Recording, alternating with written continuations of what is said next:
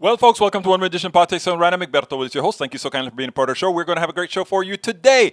Where are all my peeps? Where are all my peeps? Where are all my peeps? Welcome aboard AVQ, Michael Rudnin. Welcome aboard Bridge MCP. Welcome aboard Lee Grant. Welcome aboard Eric Hayes. Great to see all my great folks around. We enjoy being with each other every day, 5 days a week. Actually, now it's 8 days a week. Bridge MCP, welcome back aboard. We had a great conversation on air. You were a star on the airwaves in Houston, Texas, Bridge MCP. So everybody knows your voice now. We know what you sound like in Houston, Texas, Conroe, Texas, Humboldt, Texas, McEnroe, Texas, Galveston, Texas. Everybody heard your voice, my friend, because you were on a 100,000 watt transmitter for which we're trying to raise $150,000 to keep active. Anyway, we're going to have a great program for you today. We're going to talk a little bit about that debate in Pennsylvania because, having a daughter who had 2 strokes, I didn't need that, but I can empathize with, I didn't need to have a daughter who had 2 strokes to empathize with Fetterman. I also know that Fetterman is good. Yeah, of course, Oz won the debate as far as style and everything else. As far as honesty, sincerity, that's a different story. But yeah, I mean, he's a very polished guy. So I'm not going to disagree with you on that, Eric Hayes, at all. But as far as who I want representing, which representative I want in the Senate, it's definitely Fetterman. I want somebody that actually understands. I mean, earlier today I had the county clerk, Harris County clerk, who is running for her second term in the studio with me. And, she was talking about all the things that she was going to do, etc. But one of the things that she said just immediately touched me. She told me about having been raised by a single mother and not being able to get to the county clerk, how difficult it would have been to go to the county clerk office, etc. And now that she is the county clerk of this county of over 4.7 million people, which is under her control, she keeps the records for all these people. She could empathize that there were people who it would be difficult for them to leave work. So she showed how you make government work. Not the government telling the people exactly how and when, but understanding how people live and adjusting her offices around the county to satisfy the needs of the people in Houston. In the Houston and the metropolitan area, probably 50 cities. I don't know how many cities are in Harris County. But I mean, as she's saying these things, these are the things that are actually activating me because I hear so often that you leave it up to the government. The government don't work. The government is inefficient. When the reality is all of those are tropes. If you want to look at efficiency, you don't look at the private sector. If you want to look at who's going to take your money or milk your money for the maximal profit, then you look at the private sector. Look at the $1,000 hammer and all that kind of stuff. I always found it funny when they used to advertise. Do you want to pay $100 for this toilet seat or the $100,000 hammer and all of that? And then you ask yourself the question: wait a minute, who is charging that? Is that the government charging that, or is that the private sector ripping the government off by giving them a bill for that and then they paying it? You see, it's all in how you look at it. And what the corporations have been very good at is allowing you to, is forcing you to look at things incorrectly. When there's inefficiency in government, check out what the private sector, the private corporations, the contractors, see how the contractors are billing the government. If you have a doubt of that, ask my brother Roberto Lewis, who was in Iraq, and he saw them hire a lot of foreigners to serve the food, but at the same time, each plate of the food costs more than 20 or 30, but I don't remember exactly what it was, but a ridiculous amount. It's these guys ripping the government off, But then we said, it's the government bad? No, it's the thieves that are bad.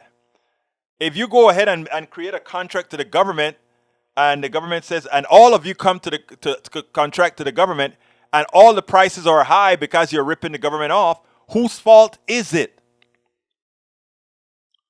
Whose fault is it? So anyhow, it was great having Tanisha in the studio. Tanisha Hedspeth, who is actually the county clerk, and she explained all the things that she did to make government work. And one of the premises of the show today was that for all those who think government is inefficient, talk to somebody like Tanisha Hedspeth, who has made that office a very efficient office that serves the people. But also, if you hear any politician talking about how inefficient government is or how bad government is or the government can't do anything good, immediately make sure that that politician never gets elected. Because a politician shouldn't be saying government's not good. A politician is supposed to be saying, I'm going into we the people to make we the people better, to serve we the people better. After all, we are not chained by profit, right? We are not in chains by having to answer the shareholders to make sure they make money. We are answerable to provide services to the people who hire us, Americans. That's who it is. So I want us to change. I want us to change the narrative. I want us to forget the narrative. I want us to forget that self-serving narrative that the corporations like to put out there that government is inefficient. It's a lie. Government, on most things that government should control, is much more efficient than the private sector. And there's a mathematical reason why that is the case. Let's use an example for the government, and I'll give you the exceptions, right? Let's just use serving food in Iraq, right? You pay soldiers not a very high salary, right? You can have soldiers that are, in fact, in the early days, soldiers used to be cooks and they did all the work. They supported the entire concept. So you would have the soldiers that were cooks, the soldiers that put the food out, the soldiers that did all these different things, right? So a meal only costs what it cost. Now, we have contractors that come in and say, okay, we will serve the food to the military guys and we will charge them $30 a plate. That $30 a plate costs a lot more than doing it all in-house. There are exceptions to the rule where the private sector is better, right?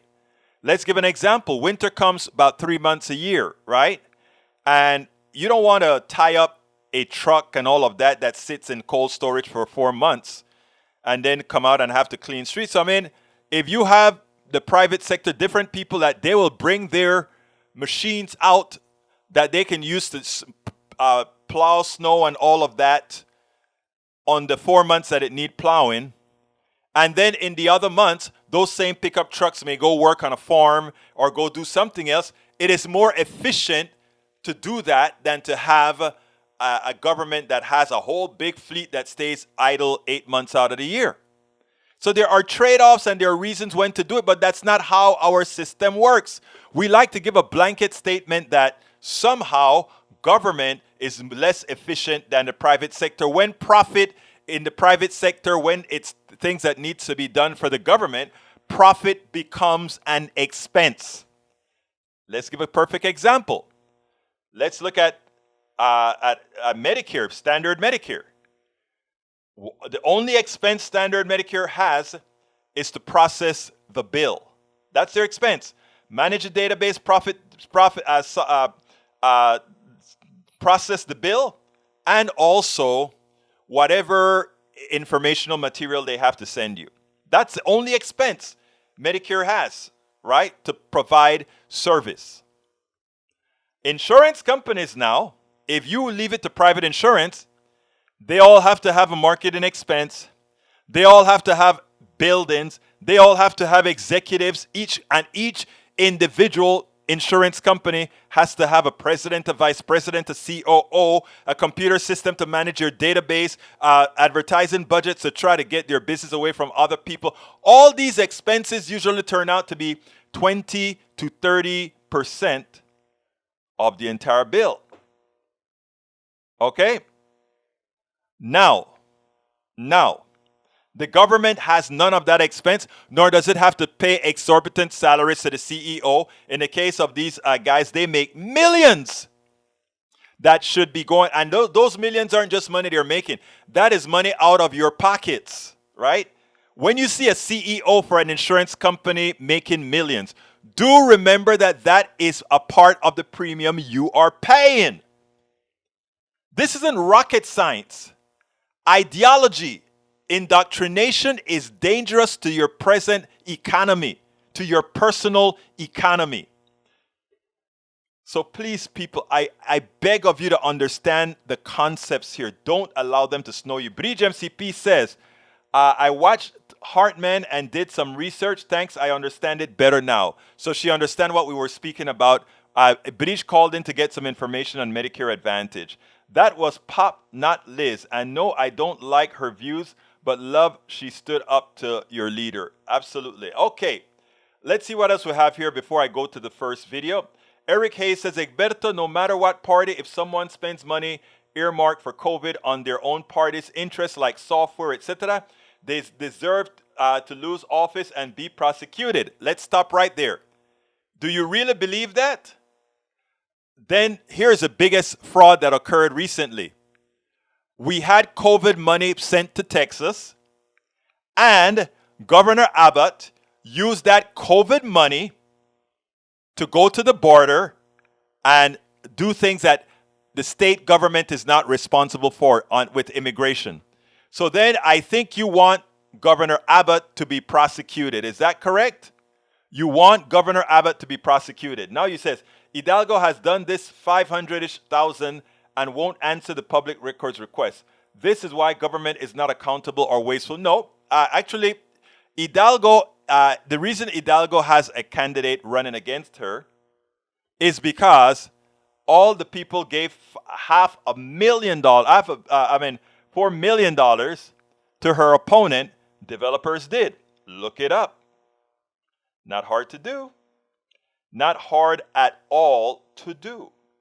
So folks, Eric likes to come with information, but my brother always comes with either wrong information, partial information, uncalculated information. Like I said, if he wants somebody who take dollars that are earmarked for COVID and use it elsewhere, then look at Governor Abbott, because that is exactly what Governor Abbott did. Okay? Abbott and our also Attorney General, they are all complicit in stealing money under the parlance of what that Eric Hayes just said. So let's be clear here, or let's be fair here. If you're going to say certain things, be consistent. Okay, let's see what else we got here. Eric Hayes, did you get this mad when Ron DeSantis sent migrants to Martha's Vineyards? Of course he didn't. Your partisan antics are so transparent. That is true, Eric. I am a true left-wing progressive guy, but I'm very fair. And if you win a point, you win a point. Unfortunately, that's not how you operate. So I think coming to our program, I hope more of that will kind of grow on to you, sir. And I say that with utter love and respect. Or when you look at efficiency, compare overhead and profit margins. Thank you. The thing about it, Michael, is profits and overhead trumps the small percentage for a government program. Even if there's waste, it doesn't add up to profit plus additional expenses. It's amazing. But try to explain that, and people have been so indoctrinated otherwise. All right, from Michael, Business Insiders, Halliburton KBR charged $45 for a 6-pack of Coke and $100 to wash a $3 load of laundry. In 2005, the Pentagon found that KBR had failed account for $1.8 billion for feeding and housing troops which included $12 million in meals which were never served. They're thugs. I mean, the petty thief that steals a candy bar in a store that sometimes loses their life from stealing a cigarette or something in a store doesn't have the impact that a Halliburton thug has. Yet, nobody says anything, right? Maywood, welcome to Politics Done Right. Robert P. Davenport, welcome, my brother. How are you doing today? Lee Grant says, Egberto wants a new narrative of bigger government. I do want government as big as needed and bigger than any corporation. I don't want any corporation to be a corporation whose loyalty is to shareholders and executives to have any power over we the people. So I cop to that, sir. I do cop to that. All right, Peggy Lopez is in the house. She says, hi all, feeling more secure about this year's election after being trained to be an election worker. Went to see how the election could be hacked by GOP, mostly safe. Yep. All right, British MCP says, Halliburton and Cheney, war profiteers, a chief fight to keep their wallets fat. Halliburton stock has risen 200% since the invasion of Iraq 3.5 years ago. David Lesser, its CEO, made over $40 million. One person. What the hell did he do to get $40 million? That's the point. Let's see. Maywood says, I may or may not be here tomorrow. Managed to change a doc appointment to tomorrow morning. Seems the appointment was the same time. I'm supposed to do jury duty. And since I was to get the vaccine, flu booster, I love that my people love my show. I love you guys. You know that. Love you all. Bri says, Egberto, I watched. Oh, I read that one already. Let's see what else we got here. That was pop nuts. Let's see. Eric Hayes says, letting others have free stuff is part of the tax we pay. Same as the price of insurance. Again, that's where you're wrong. Okay, let's give an example to that. There are people that are on food stamps. There are people that are on these different programs, right? A lot of these people are working.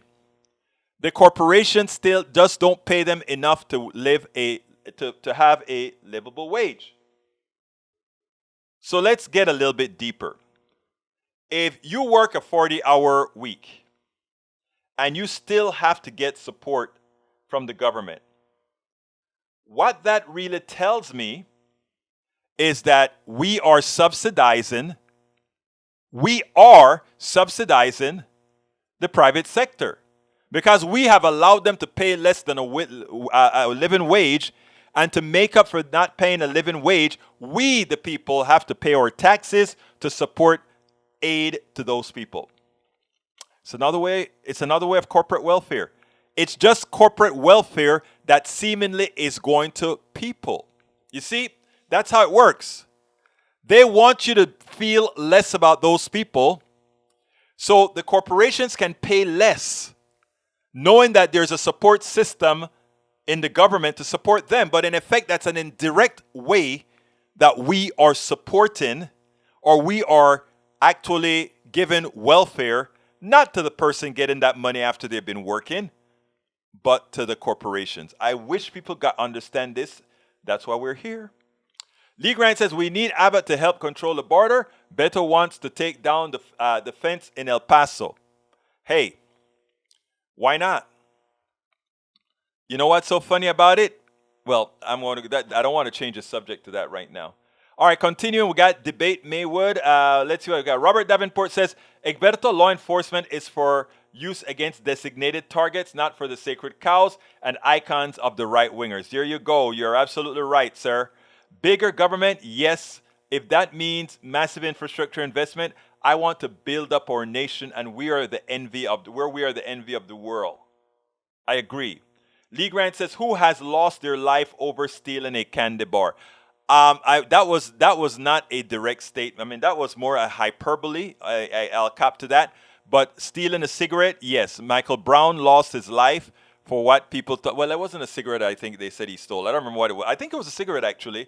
But also, the guy up in New York also got chokehold and died from selling a cigarette. It's amazing, okay? Eric Hayes says, election bettors have picked most outcomes, including the one you love, 2020. What do they say? We'll click and see. Look, I tell you what. It doesn't matter because the election hasn't happened yet. And we have a lot of time to get our people out to vote. And that's what a lot of us are doing right now, walking and getting folks out to vote. Daniel Ledo, welcome aboard. Daniel says, I think it's a shame that thousands signed up for student loan forgiveness and have had their dreams of other people paying for their decisions dashed by white guys in robes. No, other people are not paying for their decisions. Their education actually helped you, Ledo. But we have also allowed folks to be ripped off. So that's another subject. I'll leave that alone. Michael said, Daniel Ledo, are you supportive of student loan forgiveness for all? I would applaud you if you were sincere in that belief and not just trying to score points after Biden. Bridge MCP says, student loans, these other people are the rich being taxed, not regular people. Robert Davenport says, why is it people who rage against big government are so silent about big oil, big pharma, big banksters? The record court profits are okay, but cannot dare raise the minimum wage to live in. I mean, it's the conditioning, Robert Davenport. It's the condition. It's the indoctrination. It's not understanding reality. It's actually it is a slave mentality, Robert Davenport. It is that our minds, so many people's minds are still in chains, enslaved. That's what we try to fight, Davenport. Thank you for bringing that up. That is so important. Liz Cheney is a true conservative. Her father, however, was an opportunist and, of course, a neoliberal, according to Maywood, which is true. Lee Grant says the government will need to get big enough to control and administer nationalized energy, healthcare, transportation, manufacturing, food. No, I don't want it to do all of that, but I do want it to control healthcare, energy, and etc. Again, Lee Grant, yes, I agree. I don't have a problem with big government at all. I have a problem with big corporations. I don't have a problem with big government. Big government is we the people. I love it. Eric Garner was selling Lucy cigarettes before he got choked and killed by a dirty cop. Exactly. Eric Garner was his name. Daniel Ledo says, STFU, you don't get to tell anyone what a true conservative is. Yes, we do. Just like you get to tell folks who a liberal is. We can actually discern who is conservative. If whatever you want, you always want to be the one, Brother Daniel, to be telling things. But when it comes back at you, you can't take it. No, Liz Cheney is a true conservative by definition. If you define what a conservative is like, Liz Cheney fits the bill. If you decide what a traitor is like, what a fascist is like, Donald Trump fits the bill. Anyhow, let's get busy right now because what I want to play for you is the first video. Crime rate, crime rate, crime rate. Another way of how we must fight the crime rate. I want to ask you, though, about crime, because that seems to be, of all the issues, it's the one that the glittery object that Republicans are most intent on making the centerpiece of their closing argument here. We heard it a number of times in key Senate debates this evening. And yet, if you look at the statistics, and I don't know why this isn't on a mug somewhere as a fundraising tool, the top 5 states with the highest homicide mortality rates are all red states. Mississippi, Louisiana, Alabama, Missouri, Arkansas. How are Democrats playing defense on this? How is this not a stat that is mentioned every single time Republicans want to talk about crime? Trump tried it in 20, goes back to the Willie Horton ad in 1988. They did it against Barack Obama. Trump tried it in 2020. Of course, they're doing here. And as you said in your opening, it's crime is the topic, but it's a proxy for race. There's a lot of racially coded language here. A lot of it's pretty explicitly racist. And so the way Democrats should handle this, and some campaigns like the Fetterman campaign have done this very well, is to take it on, to state what you are for, that you will stand, that you have fought crime in your previous job. You will fund responsible, accountable policing.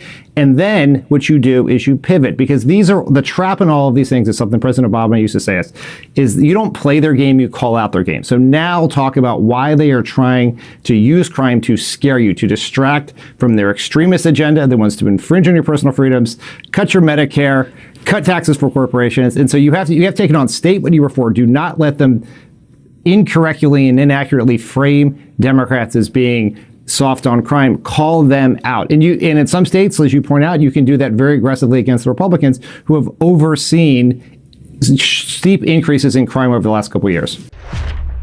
You know, Republicans are I'm talking about Republican politicians, not my Republican brothers and sisters.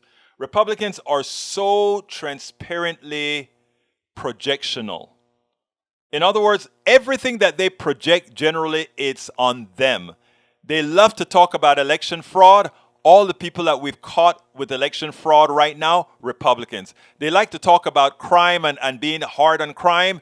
All the states where we have proven that their policies are failures, because, again, the top 5 states with the highest murder rates, again, are Republican-run governments. And if you want to say, well, that is going to be in democratic cities, not true. Because if you look at Oklahoma, which has a crime rate twice that of New York and much greater than California, what you find is that Oklahoma's 2 major cities, Tulsa and Oklahoma City, are governed by Republicans. So every way you cut it, Republicans are a failure on crime. The guns that they've unleashed on us, the murder, the mass murderers that are out there using guns that they refuse to take off the streets. When we had policies to prevent people from buying these AK-15s and all these weapons of war, when we had policy to protect against that, we didn't have this type of mass murdering. But again, you have to make the argument assertively. Republican politicians create crime. Republican politicians are the arbiters of crime. Republican politicians have no clue how to take care of crime because all they want to do is unload guns made by their benefactors onto the market. And that is the message that you've got to put out there consistently. And when it comes to inflation, the Republican politicians and the neoliberals are the ones who created offshoring, who created just-in-time inventory, who ensured that we don't have that we don't have the policies to protect us against climate change. All those things can be directly attributable to Republican ideology and neoliberal orthodoxy. That is what we need to put out there as over and over again. Never allow the upper hand to be won by people who are nothing more than projectionists. We project who we are on you and then tell you that projection is ugly, that projection is bad. Remember that. Projectionists always project who they are, the evil they represent onto you, and then try to get you to defend who they are in you. Don't accept it. Don't take it. Michael Rudnin says conservatives talk law and order because they know police are the business and end systemic racism against minorities. Conservatives want more crackdown against those they want to otherize. Actually, I think you mean otherize, not just other. But you're absolutely right. And Yale, coal, oil, and natural gas received $5.9 trillion in subsidies in 2020, or roughly $11 million every minute, according to a new analysis by the International Monetary Fund. Oh, you mean it's not a partisan organization that said that? Oh, no, it's a monetary fund. Not that I like those guys, but you know. All right, let's continue. Third way, per capita murder rates were 40% higher in states won by Donald Trump than those won by Joe Biden. And guess what? There is the example. There is the... But you know, why don't Democrats go out there and say it more? Just like how Gavin Newsom did when he came on to when he spoke on what's her name's show. We got to do Alex Wagner's show. All right, continue. Daniel Edo says so. Hillary Clinton can come out 2 years before a presidential election, throwing shade at SCOTUS and preemptively set up a big lie all the Democrats can believe when Biden loses. Huh? What are we talking about, Lee? You're going to have to help me out there, brother. Daniel Edo, I don't understand what you're saying. Okay. Breach MCP says, we have been told over and over again how Democrats are soft on crime. We have been told how Democrat cities and states have higher crime rates.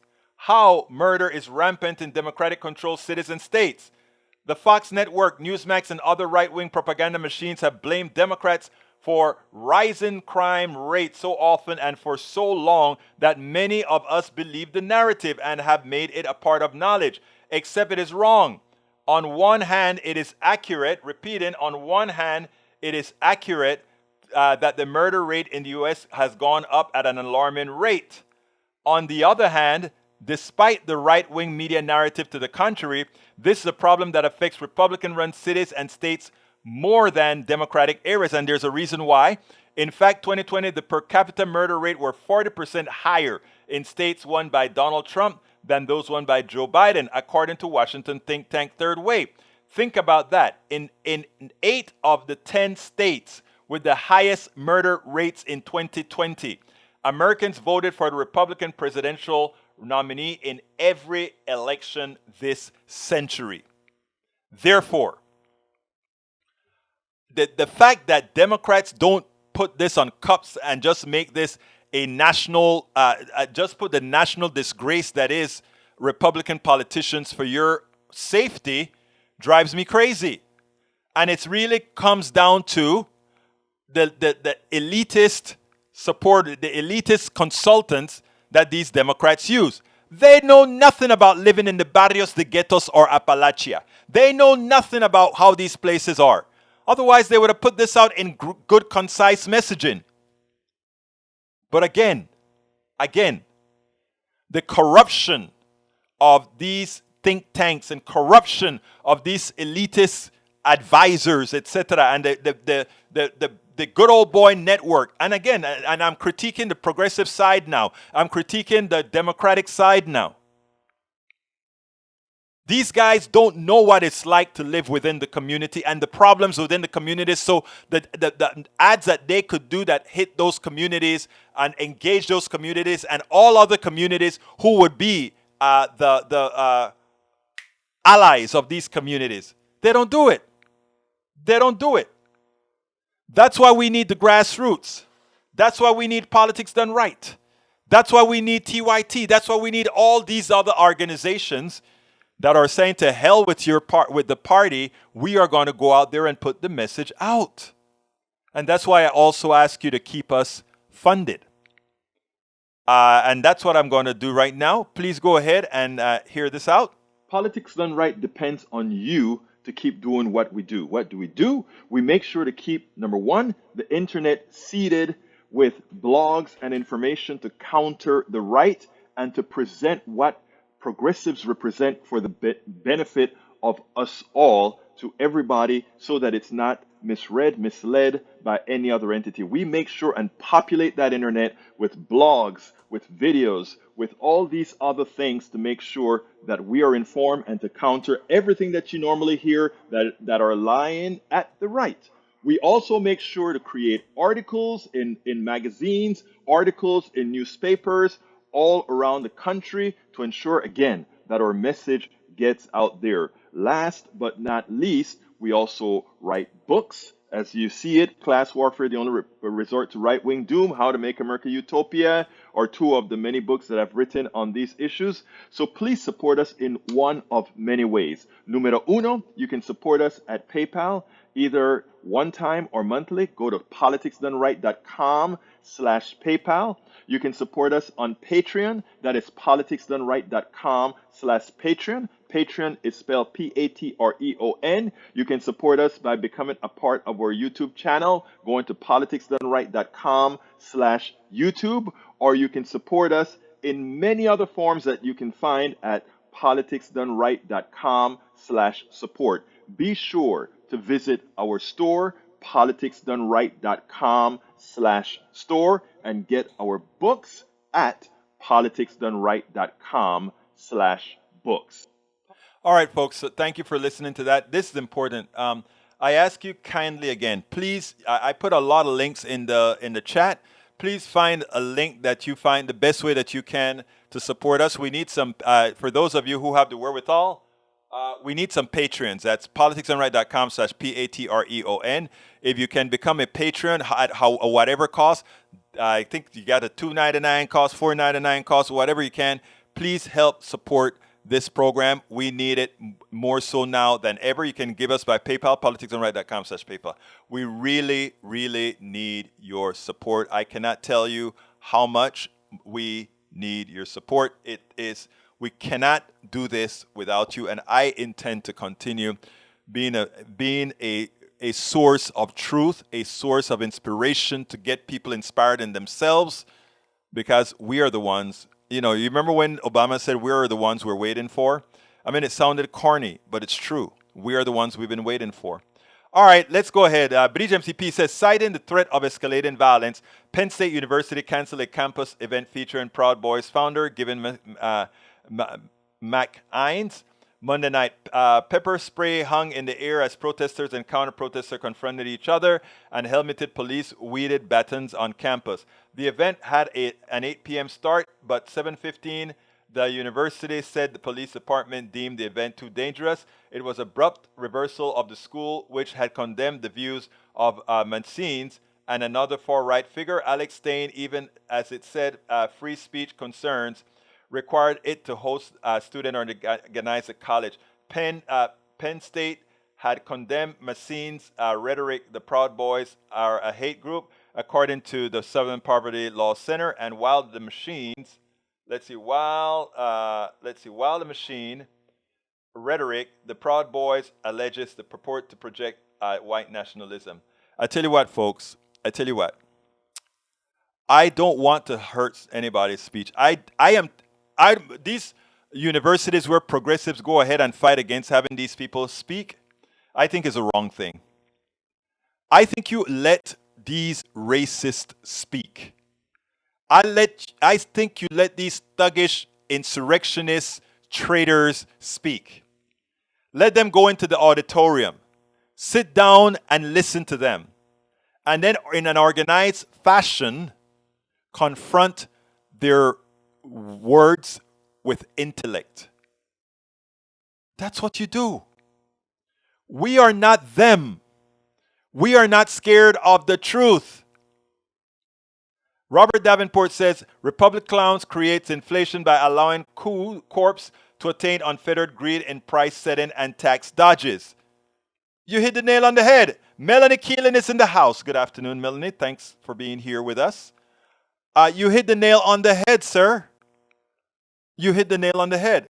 Lee Grant says, Minnesota Post, crime was a top concern for many likely Minnesota voters leading up to the election and is a major focus of political campaigns. How much it will mobilize voters is an open question. It will mobilize voters. The question is, what's the solution that you want?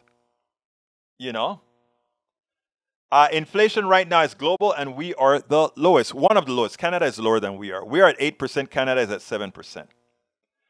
Let's see what else we have here before I go to the last video. Daniel Edo says, prepare for Democrats freak out and election denying hypocrisy in 2024. There won't be a freak out. If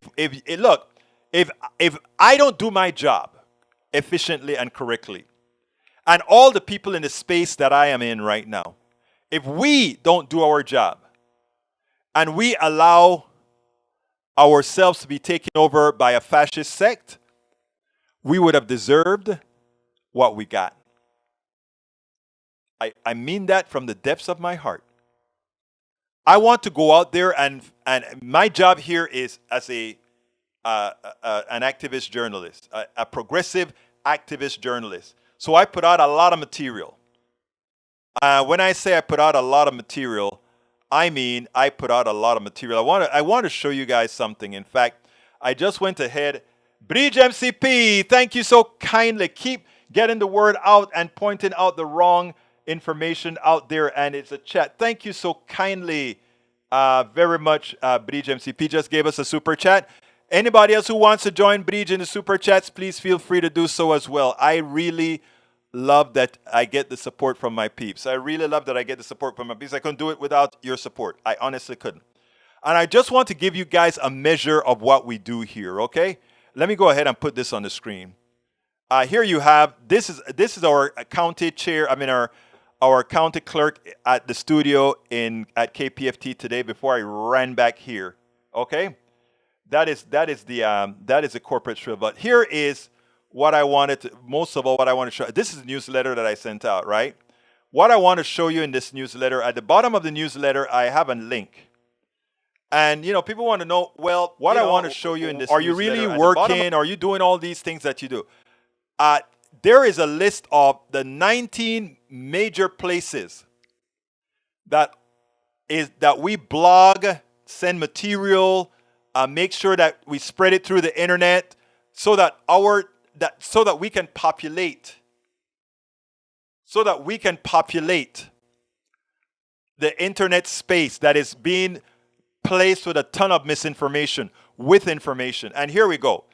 What are the places where we blog and put information? YouTube, Facebook, Twitter, Instagram, TikTok, Twitch, our blog at Egberto Willies, my books that are at Amazon and elsewhere, the PDR podcast at Anchor.fm, Politics and Right, the Egberto on the Run, off the record on Anchor as well, Medium, Substack, Daily Kos, Op-Ed News, Common Dreams. In fact, Common Dreams have a few of my articles as well as Alternet, Progressive Christianity, Tumblr, Pinterest, and that's not naming all of them. Why am I putting that out there? We work hard to get the message out that the mainstream media is not doing. It says Politics Done Right seeds the internet. Yeah. We work extremely hard. Let me put that link in there for anyone who wants to see it. We work extremely hard to make sure that we get some information out. And again, Bridge MCP, you are an immaculate supporter, and I want to thank you so much. Not only a supporter financially, but a supporter in your voice. When you called in about Medicare Advantage today on KPFT, and I want you to listen to this well, Bridge, you changed the course of the discussion on the station. And what you made sure is for the entire listenership in the Houston area, the Houston metropolitan area, as well as those listening on the internet, and those listening on Twitter, those listening on our own feed at KPFT, you educated a lot of people. You made sure, especially now that they're watching every single day Medicare Advantage, trying to capture them. Your real life story, Dwayne Bradley's real life story, and the real life stories of the many people that we talk to, that, Bridge, made a difference. You likely saved the lives of quite a few people who would likely have been, and I don't know which ones would and which one would not, but I can tell you one thing. Medicare Advantage will try the best not to pay for procedures so that they can maximize profits for their own administrators and their own supporters and their own shareholders. When you guys write these notes in this chat, when you all force me to talk these issues on all those places that I labeled, your voice got heard. Your voice got heard. No, Bridge, it's not just I just asked a question. You had the nerve to call into a live show and ask the question that thousands are asking. That's what I'm talking about. I tell my daughter that story every day as well.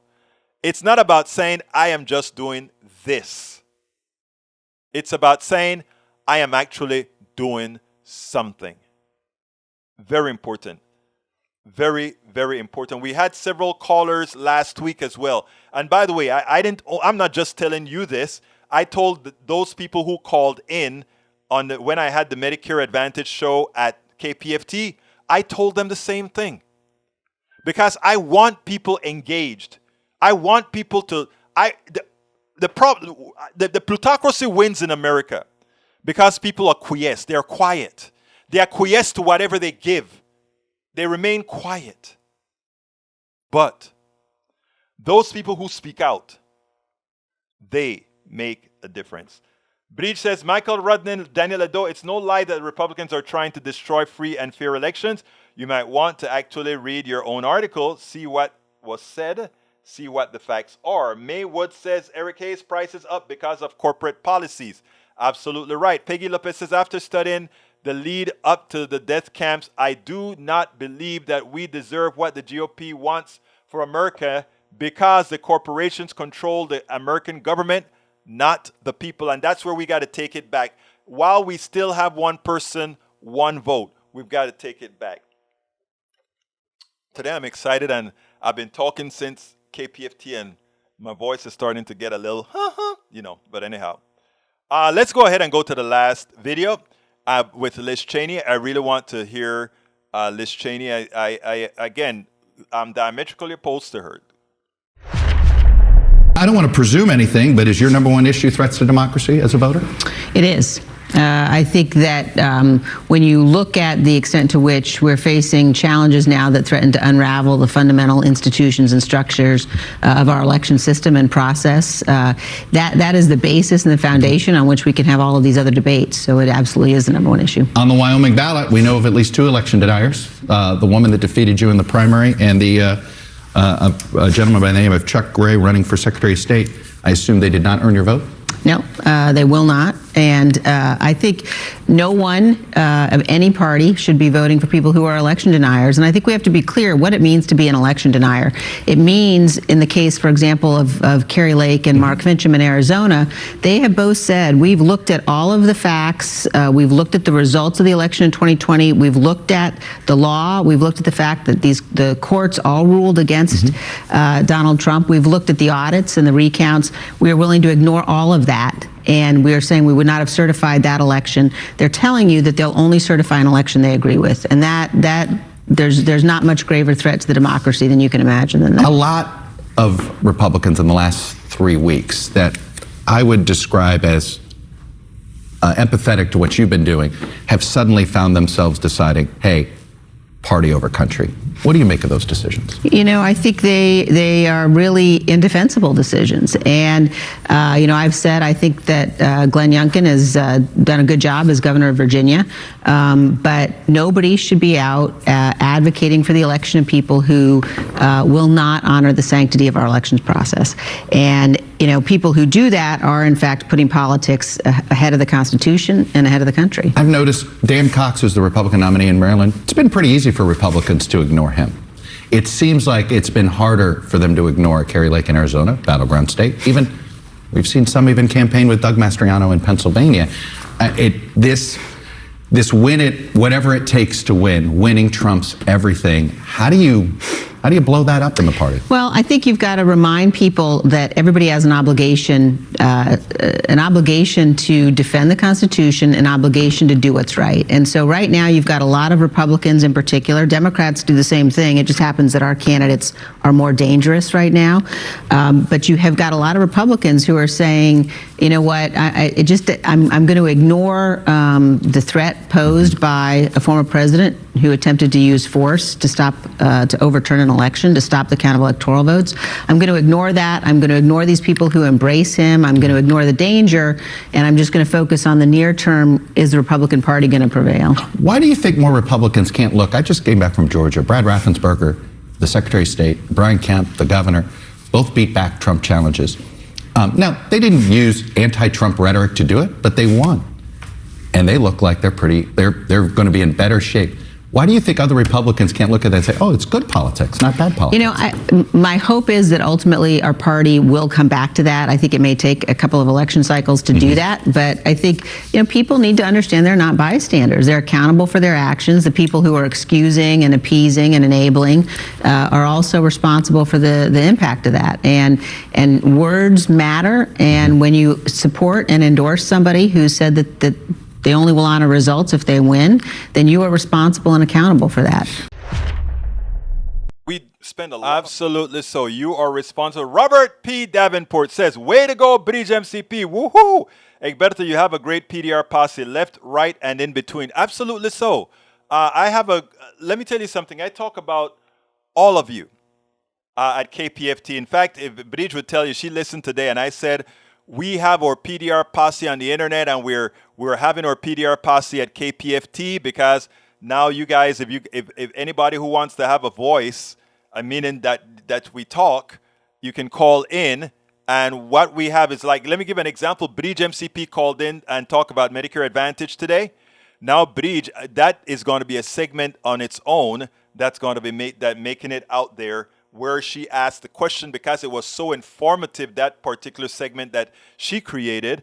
That's what we're going to be doing, using these segments from you all to help move the message forward. We have a great posse, left, right, and in between.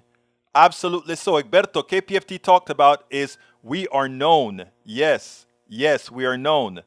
Daniel says, I love Daniel. Daniel, let me tell you something, Daniel. You can say all these things, right? But that's not where your heart is, bro. I've spoken to you. I've seen you. I know you. Don't forget that. So inside of this room, you can be the Mr. Tough guy and all that kind of stuff. I know all of my right-wingers in here. You guys are great people too. I know that. I can't wait for November 2nd. It will be the beginning of American taking back power from postmodern Marxists. The heavy hand of righteousness will sweep the filth from America. That's from Daniel Lado. Do you think I think Daniel Lado really cops to all of that? Hell no. All right, let's see what else we got here. Mike Cisak says, I'm shocked that those in Martha's Vineyard was able to get the military involved when illegals came to their place. Nobody is illegal, brother. Do you want to be called? Do you want your ancestors who came here either on the Mayflower or shortly thereafter to be called that? Come on, man. Let's not call people illegal. Let's have a little bit more. Come on, okay? Come on, try it. Try being nice. You'll find out that being nice actually feels good. Feels good. Don't hate others. It feels good. And let me tell you, I'll go that another time. Let's see what else he said. Ledo to CSAC. Should the current political paradigm continue, the military will be coming for you. Really? I don't think so. You have to remember the military is your brother, your sister, and everybody else. Daniel says, Mike CSAC says, Martha's claimed to be a shelter for illegals until illegals came to town. Then they couldn't move fast enough to ship them out. So hypocritical, NIMBY, not in my backyard. You know what, Mike? I'm going to tell you something. There's so much truth to what you just said. Unfortunately, it's not only progressives that believe in NIMBY. It's just, NIMBY is a class thing. Let me give you the perfect example, and this time I'm going to hit progressives. Supposedly the Kennedys are progressives, right? They wanted to build a wind farm off of whatever place they live off of, that rich people's place they live off of. They wanted to build a wind farm. And guess who quietly stopped or prevented or wanted that wind farm not built? Yep. I think I recall this from several years ago. If I have the wrong family, correct me, but I think it was the Kennedys, rich folk, who said, not in my backyard. So CSAC, like I tell you, if you're right about something, brother, you're right about something. Bridge MCP says, great to hide behind a screen. Texas boy, come to New York and see what's up. If you got the guts. Come on, Bridge. Hey, let me tell you, you guys better don't mess with my girl. Robert Davenport says, fighting illegal immigration since 1492. That's a good one. Robert Davenport wins the joke of the day. All right, New York. Mike Cesar says, New York and Chicago, it's even handle a few hundred of 1,000 illegals, but expect Texas and other border states to handle 100K each month. Actually, there's some truth to that as well. I think that Texas has a lot of people they're handling, but let's be clear here. There is a border infrastructure to handle people coming over the border. It's been overwhelmed. You're right.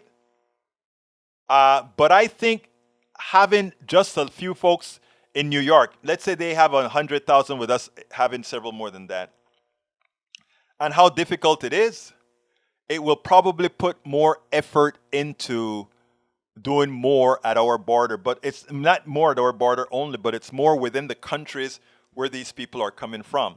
Like, we didn't have to starve Cuba. We didn't have to starve the Venezuelans because they have somebody we don't like in not Hugo Chavez, but you know who I'm talking about. We didn't have to do any of that, okay? So let's be clear here. We didn't have to do that. My right wingers had some pretty good points today. And and the reason I wanted to let it be known that you guys had Hyannis Sport. Thank you, Lee Grant.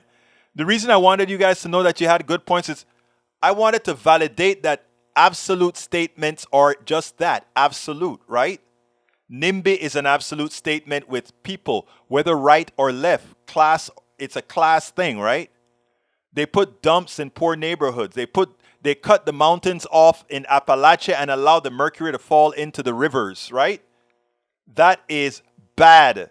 And guess what? It affects Appalachians, which are generally Republicans, and it affects Latinos and blacks in the ghettos, barrios, and everywhere else they exist in these areas because, again, all of them suffer from the same thing, their socio-economic status. So whether you're white, black, blue, Asian, I don't care what you are. If you're in a socio-economically depressed area, they don't mind using you as a dumping ground. And what I wish my brothers on the right, Mike Cisak, Ledo, and all the others would realize is that they're putting us against each other so that they can do just that. Someday, we're going to come together. The time of being nice to seditious traitors like Egberto is over. I am not the same guy you knew. I have been radicalized by the insanity of Democrats. That tends to happen when folks try to destroy your culture and country. Daniel, nobody's trying to destroy your culture, Daniel. That's what they're telling you. I forgot where you're from. Give me your culture, Daniel. What are you, German? Daniel Ledo. No, you're French. I think you're of a French origin, right, Daniel? Correct me if I'm wrong, but correct me. Come on in. You should also call me if you call me at KPFT sometime. So you don't know me, Egberto. Yes, I'm a nice guy, true enough, but I have lost my tolerance for your progressive BS. No, you have not. Because the progressive BS that you think you've lost the time for is a figment of your imagination. It's a caricature that others have made to you. Mike Cisak says, a very good friend of my family was raped and then her car stolen from a group of illegals. When I hear Democrats claiming having illegals is a good thing, it's frost burns. Again, how many other rapes have occurred? I'm sorry. Boy, was that insensitive on my part. All right. I am sorry for your friend of your family who was raped and stole what is it when somebody steals from you and robbed by somebody who was undocumented. I'm sorry for that. But that happens millions of times every year in America, not done by undocumented. In fact, undocumented people are much less likely to commit any kind of crime than born Americans, and that's a fact. Please look it up. Bridget, your stuff is too long for me to read right now. Put it out again tomorrow, please. I got to get out of here. Please, folks, please support the program. Thank you, Bridge MCP. Thank you, Robert Davenport, for your great support. I could not possibly do this without you. I mean, love you all for making sure this can continue to happen. Please remember to support us at PayPal. Let me go ahead and put the PayPal in there one more time. And again, I have a new chapter. Of my book. So please go to politicsdoneright.com/tribulations. politicsdoneright.com/tribulations, and it'll get to the book. You can read it for free because Amazon is giving a lot of free tokens to read the books. So please go to politicsdoneright.com/tribulations. Sign up. If you don't have an Amazon account, just sign up. They'll give you tokens to read the book. And please support our paid podcast, politicsdoneright.com/podcast paid. Folks, I could not do this without you. My name is Egberto Willis. This is Politics Done Right. And you guys know how I end this baby. I am what? Out. We spend a lot of time deconstructing the news, trying to parse it into a form that everybody can understand. We try to find those little nitpicks where it flies above the fray, etc. If you really like these videos that we do, I want to ask a big favor. Please go ahead, number one, subscribe to our channel, and number two, please join if you can. Thank you so kindly for watching. Keep watching. Please remember to share. We must populate the entire internet with our progressive message, a message that we know is what most Americans say that they want. So help us, please join.